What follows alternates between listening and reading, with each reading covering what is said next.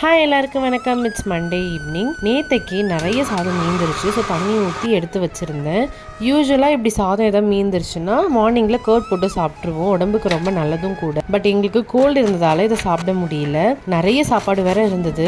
அதனால என்ன பண்ணுறது அப்படின்னு யோசிச்சுட்டு இருந்தப்போ என் ஃப்ரெண்டு எனக்கு இந்த ரெசிபியை ஷேர் பண்ணியிருந்தா. அண்ட் இதை ஈவினிங் ஸ்நாக்குக்கு பண்ணலாம் அப்படின்ட்டு பிளான் பண்ணி மதியம் லெஃப்ட் ஓவர் ரைஸை யாழுக்குட்டிக்கு சேர்த்து பண்ணலாம்னு எடுத்து வச்சுருந்தேன். இதுக்கு தேவைப்படுற எல்லா வெஜிடபிள்ஸும் நான் கட் பண்ணி எடுத்துக்கிட்டேன். என்கிட்ட பிரெட் க்ரம்ஸ் இல்லை.